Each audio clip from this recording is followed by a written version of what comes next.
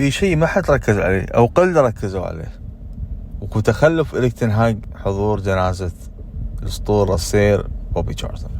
طبعا هو أسطورة النادي، أنا ما أتكلم كشيء يمثلني إني أقول عنه أسطورة، لكن على مستوى المنتخب أقدر أقول إنه هو وأخوه جاك أسطورة أساطير يعني، لأنهم فازوا بكأس العالم، الإنجاز اللي لحد الآن ما حد حققه من الإنجليز، بس يعني إنجاز وحيد 66 وما حد كرر الإنجاز هذا. إن شاء الله يديها إن شاء الله قريبا، حتى أنا يعني مو واثق بصوتي بس إن شاء الله يديها.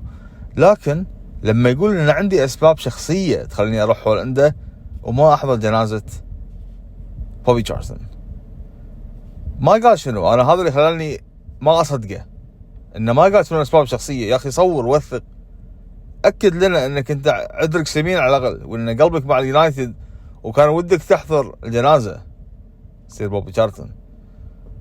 طبعا هو نجا من كارثة ميونخ طيارة، وبعدين يعني كون الفريق مع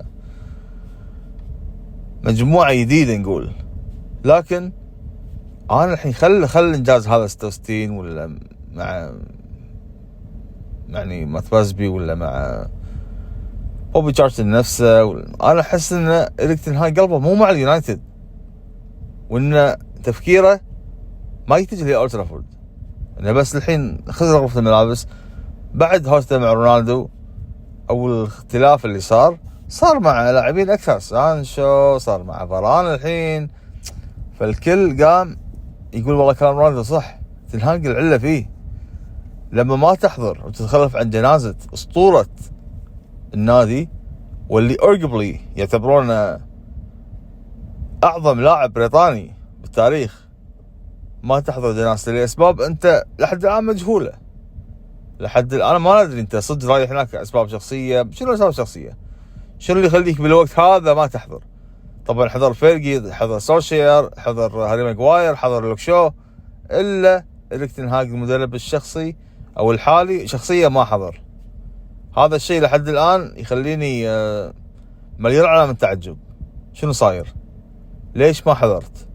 أنا ما أصدقه إنه في شخصية قاهرة، أو إنه شيء شخصي خلاه يروح هولندا وينسى اللي صار، أو إنه يعتذر أو يتعذر أو يكذب ويختلق الأعذار. أنا ما أصدقه.